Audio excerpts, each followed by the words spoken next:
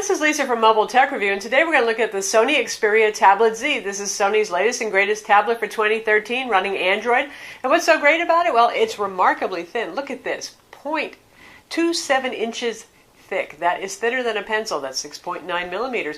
It weighs just slightly over a pound. It is wildly light. If you felt like holding a tablet was, well, you know, kind of a pain, not really comfortable, this guy is just, yeah, you're not going to build any muscles holding this. Lovely full HD display, quad-core CPU inside, and more features than you can imagine, and we're going to look at it now. So this is Sony's latest tablet, the Xperia Tablet Z. Goes with the Z smartphone there for the naming and the marketing branding here. 10.1-inch full HD display, Sony's Mobile Bravia 2 engine involved here, but unlike the Xperia Z smartphone, viewing angles are much better on this guy. Sure, we're going to catch some glare here, but we don't have that kind of whiting out of the blacks going on. Really, really nice display. Also 10.1 inches. Sony's previous tablets have been 9.4 inches. They were trying to be a little bit smaller than everybody else. Well, they've given up on that, and that's fine with me. 10.1 is a perfectly nice size. Pretty good size bezel around here, as you can see. Well, that gives you a place to hold the tablet, and really rigid frame, even though this thing is psycho thin. I mean, wow, so thin. I'm just still amazed at it. I'm twisting on it, nothing happens. I can't not twist this frame whatsoever. It's available in black in the 16 gig model, which is $499 in the US for the Wi-Fi model. There are no 3G models in the US. Overseas, you probably can get them, but not here. And if you get the 32 gig model, you have your choice of white or black. In either case, it's a matte finish. And this is what the back looks like. I personally think I like the black a little bit better, but hey, that's why they give us a choice. Slightly, almost like a pearlescent finish, depends on the lighting, as how much you can see that on the white model. Certainly clean, certainly modern, goes with your kitchen pretty nicely. And here's our 8.1 megapixel camera here. It says Sony's Exmor R sensor on it. Takes pretty nice photos. We'll talk about that in a bit. There's a front-facing camera as well, centered right here, so that's great. We don't have to have a video conference with our ear being the main thing that shows. I always like it when it's in the middle. And everything else is covered under rubber ports on the side. Now, why is that? Because, again, like the Xperia Z smartphone, this guy is dust resistant and water resistant. Sony says you can keep this under as much as 3 feet of water for up to 30 minutes. So I did, in fact, wash it in the kitchen sink. You have to make sure all your little port doors are closed, and, well, it's obviously fine. So for you extremely tidy people, you people who work outdoors, those of you who want to take it to the beach and worry about a little bit of splashing, hey, cool, that's for you. So we take a look at those ports right here. We've got right there a little door, and we pop that open. You can see right here, that is our micro USB port. This supports USB host as well, with Sony's optional USB host on-the-go adapter cable, which I happen to have, so I've used that, and we'll talk about that also a bit later. We've got stereo speakers on the bottom, little speaker right there. And one down on this end as well, right here. And Sony's tablets, much like their notebook computers, have been surprisingly quiet. You'd think a company that makes a whole lot of nice stereo and AV gear would have a pretty rockin' kind of audio experience. So far, this guy is the loudest that we have heard on a Sony tablet. It's finally not too meek and quiet to even listen to in your own living room. Decent sounding speakers, and pretty good placement, because usually you're holding your hands on the side, but notice the speaker does port out on the side as well. So you've got much better chance of not blocking your audio from any given side since it's doing that. That's a pretty neat design right there. This bigger door over here is labeled as micro SD. Now I think this is where the SIM card slot would also go for those of you who have an overseas version that has that. And there's a little lip that you grab the door by right there, and it makes it a lot easier to open. So there's our micro SD card slot, compatible with SDXC high capacity cards. And there's a blank slot, which I assume would be the SIM card slot in overseas models. On the top edge here, we have the consumer IR window. This is for your AV remote control gear. Something that Sony really started with Android products on their tablets quite some time ago. And now we're seeing others jump into the game, notably Samsung and HTC on their HTC One smartphone. But we've got it right here, and it comes with a very complete AV remote control application. This side, this is our little power button. Kind of matches the PS Vita and also the Xperia phones that have come out recently. And another door right here is for a 3.5 millimeter headphone jack. Volume controls are right here. There's a little LED for notifications, multicolored, different colors for different things. And this is what I assume would be the cradle mount for the optional cradle. So the Xperia Tablet Z certainly shares a lot of design DNA and the CPU with the Sony Xperia Z smartphone right here, 5-inch full HD smartphone. Similar looking, very cut off rectangular design. And you know, this phone looked thin to me until I saw the Tablet Z, because relatively speaking, you expect the tablet to be a little chunkier, a little thicker. And in this case, look at that. That's something. Put them flat on the table.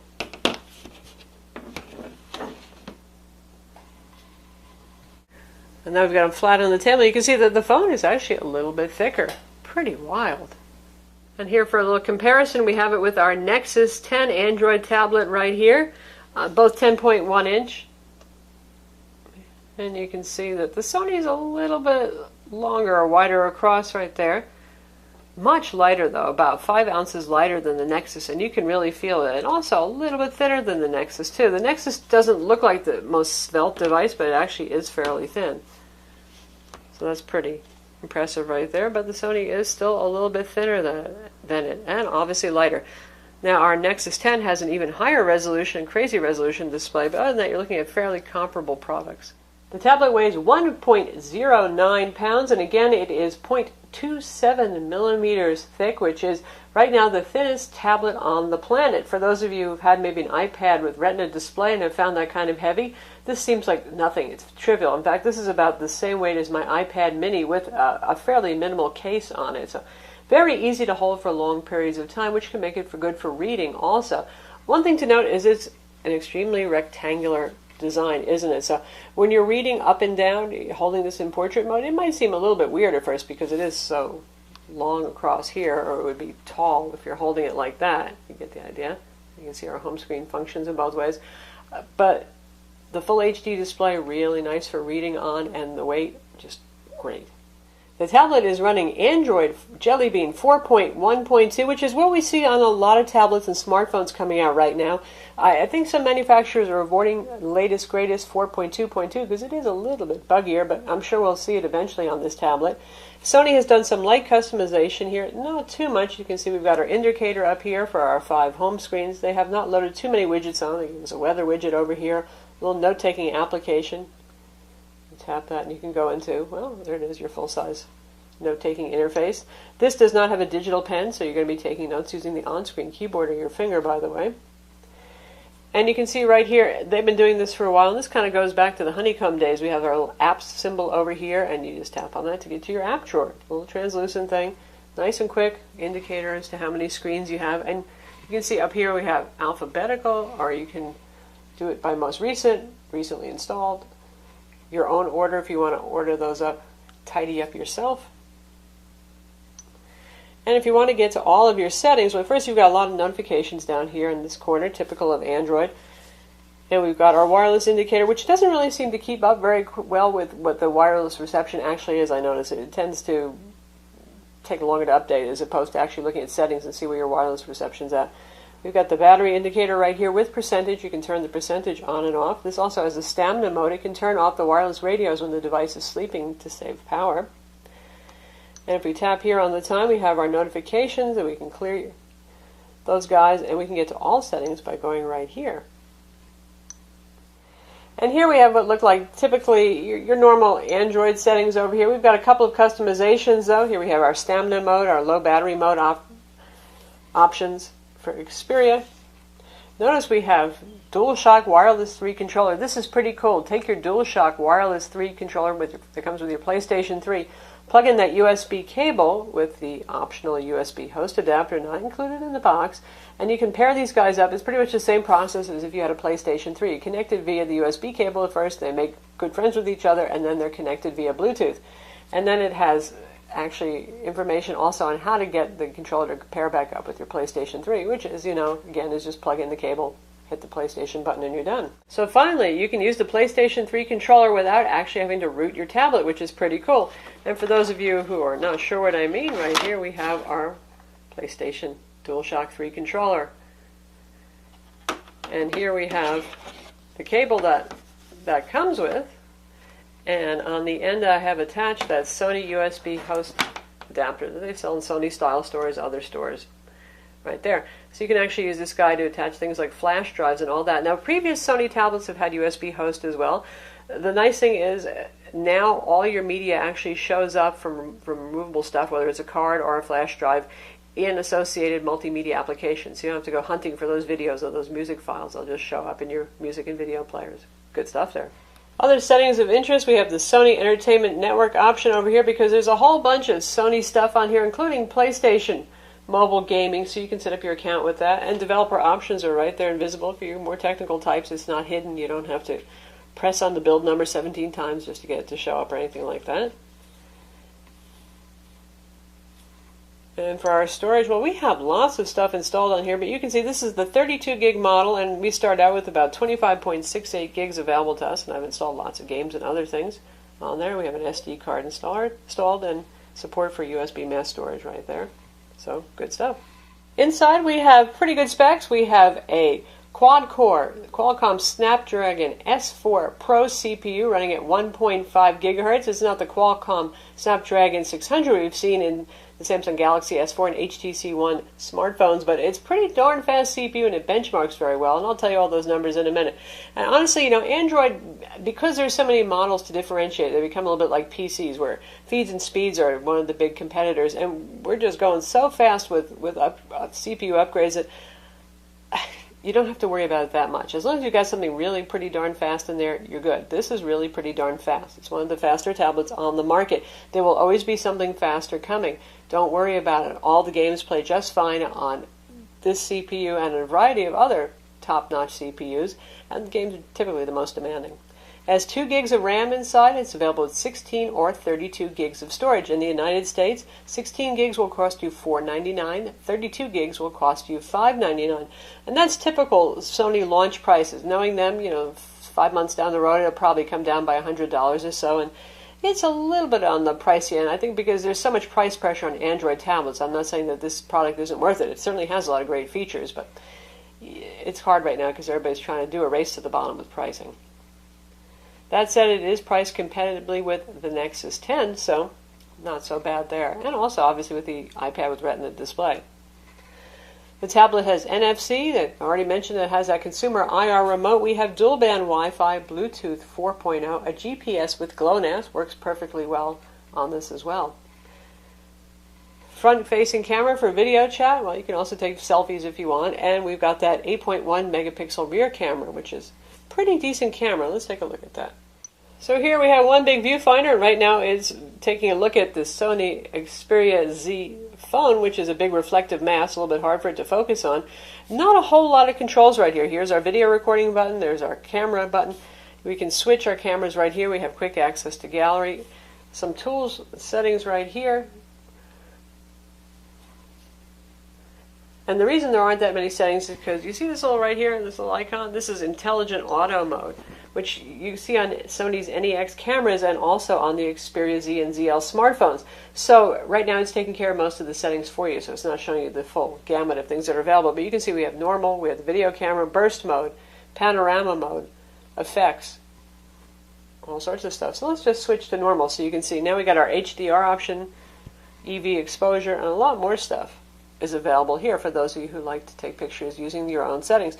Intelligent Auto usually does a good job. I have to say, the one thing I found a little disappointing so far is HDR mode. It really doesn't do as much as it could to bring out a dark subject against a white background. Firmware can certainly fix that. It's fast enough to take a picture. You can do tap to focus. You can actually set it so that when you tap, it also takes the picture. I prefer to not have it that way. And it can shoot 1080p video. So nice stuff. As tablet cameras go, this actually takes some nice pictures. Again, other than the HDR issue. Here's a picture we took outdoors under partly cloudy skies of obviously of a rose, a flower, and lots of nice detail there, pretty natural looking. Colors are fairly accurate. Didn't bloom on the pinks too much, nice. Again, did a good job there. Did not white out on the rocks. The reds here are quite detailed. That's nice. Usually you see a lot of red blooming on digital cameras. Not so much here. And here you can see this area by the fence is a bit too dark. And that's what I mean about I'd like them to fix the exposure a little bit and do a little bit better job there. That kind of thing. And you can see a video that we shot. This does have image stabilization, which I tested out here. Recording volume is not super duper loud, but video with the Sony Xperia Tablet Z. Not a very wide-angle lens.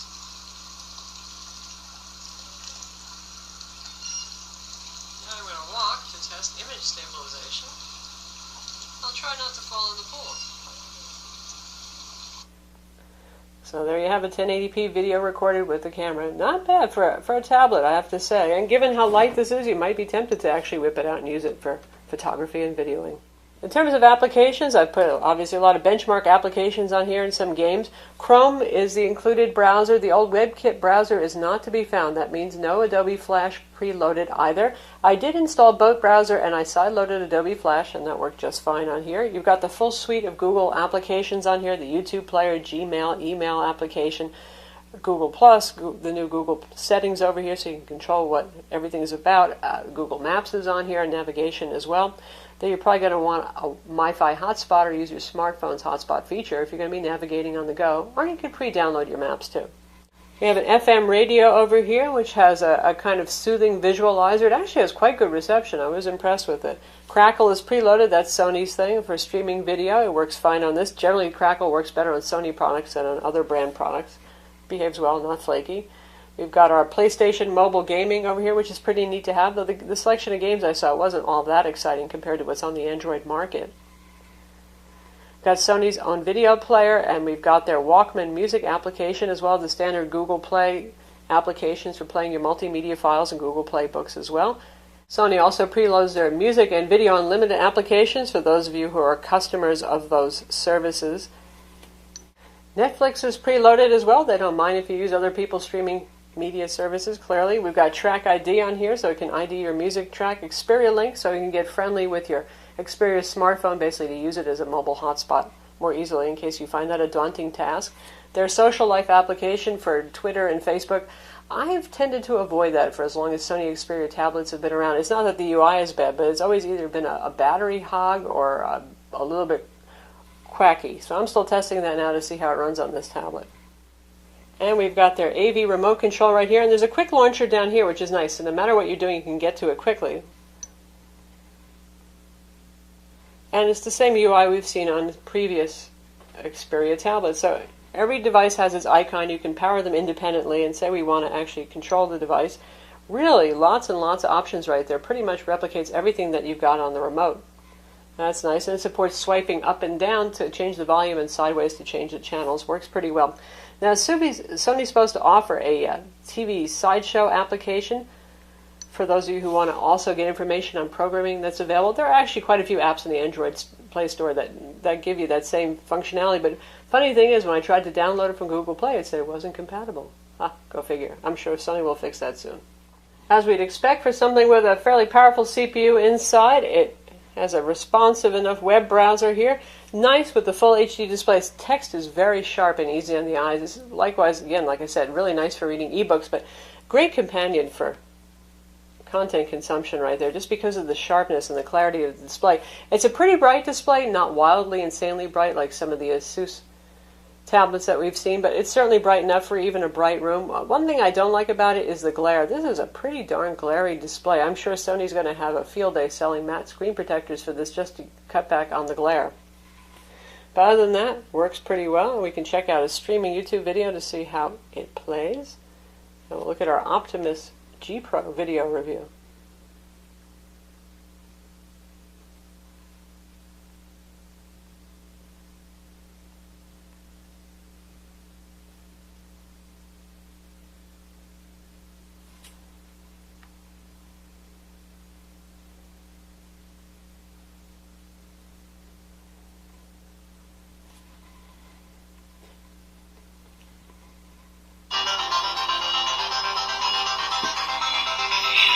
By Sony standards, that's pretty loud right there. This is Lisa Let's from see what our Mobile volume Tech Review, is. and today we're going to look at the LG Optimus G Pro on AT&T. A lot of words to say right there, but suffice to say, this is their big new phone on AT&T. Literally, it's a 5.5. Plays fine, works fine, and you can see we're just a little bit over 50% volume there. It's pretty darn loud and not too harsh and shrill for a tablet. Now, of course, you're going to get the best sound if you plug in some external speakers, a good set of headphones, or even a Bluetooth speaker. And right here, even though we're in the web browser, you see we have quick access to our AV remote control, and there's another little icon right there, and that's your quick launcher bar. And not unlike what Samsung and LG have done with their little quick launch bars, you can actually customize this and add different applications, but you can launch little floating applications. So I just launched the note application right there to take a quick note. So that's kind of a handy feature. And if you want to add more, you can see you can turn your widgets into little apps, which is interesting, pop-up apps right here. And you can get more small apps, they call it, from the Play Store. And these are the apps that are supported right here. So it's not everything on your tablet. It's just the ones that are supported. But nonetheless, it's pretty neat. And there's a good set of core applications here. And it's nice to see that there are some others available as well. This is Sony's Walkman application here. Always a pleasure to use it. They pretty much know what they're doing when it comes to music players. You can use Google Play if you want to as well, but nice UI right here. Pretty easy to use, and it plays in the background, and there's a widget for this too, so nice stuff. Likewise, you've got a couple different ways to play videos right here. We'll look at Sony's own, and we'll pick a trailer.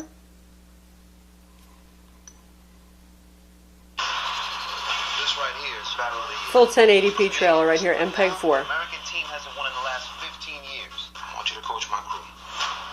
We train 12 hours a day, every day. Do this. More than capable of playing full HD 1080p video, and for those of you who want to plug this into your TV using HDMI, it does support MHL out through the micro USB port. Of course, it also supports Sony's throw feature, which sometimes works, sometimes is mystifying, and what that means is basically it's using DLNA, and you take a piece of media and you throw it the visual representation of your TV if you want to play that on the TV. So it's DLNA Sony style. In terms of synthetic benchmarks, the tablet did very well. It's one of the fastest tablets on the market. For Quadrant, it scored 7450. On Tutu, you can see right here, 20,517. On Geekbench 2, it scored 1890. GL Benchmark 2.7, the Egypt 2.5 HD test, 32 frames per second on screen and 31 off screen. That's quite good. SunSpider was 1501 using the built-in Chrome web browser. Now the Chrome web browser tends to score a little bit lower than the old WebKit web browser, so keep that in mind. For comparison's sake, that's about the same quadrant speed as the Samsung Galaxy Note 8 with the quad-core Exynos CPU. It's actually a little bit better. The Samsung Galaxy Note 8 scored 7054 versus this guy scoring 7450. When comparing it to the Nexus 10, that scored 4959 on Quadrant, so a lot faster for that test. On Tutu, the Nexus 10 scored 13,658 versus that 20,517. But the Nexus 10 does pull ahead with faster GL benchmark numbers. Some of the fastest we've seen, in fact, around 50 frames per second for on-screen tests, which is really good. And a little bit higher Geekbench number, too, 2,500 versus 1,890. So there you have it. If you're wondering how this stands up in terms of performance with some of the fastest tablets on the market, it holds its own very well. Now we're going to test out gaming. First, we're going to use Dead Trigger because shooters are usually pretty good use for this controller, and that's what I'm going to use, wireless. Look, Mom, no wires. It's all connected via Bluetooth right here. So here I am walking along using the left joystick, and I'm going to aim. You know, honestly, this is a game that plays just fine with the touchscreen, but it's just a good example to show you. It's great when you're playing something like GTA 3.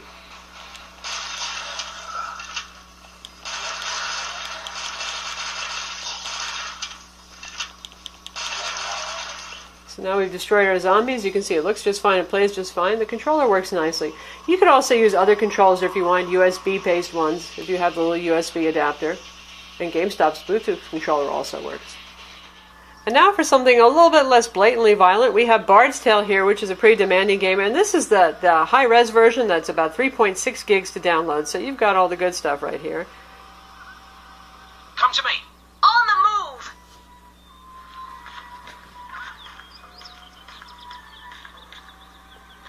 And it's playing just fine. See if we can find our way into a little bit of trouble here, maybe.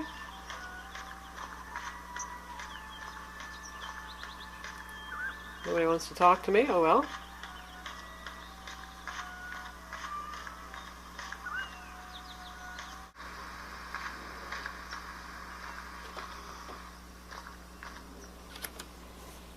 How nice to see you again.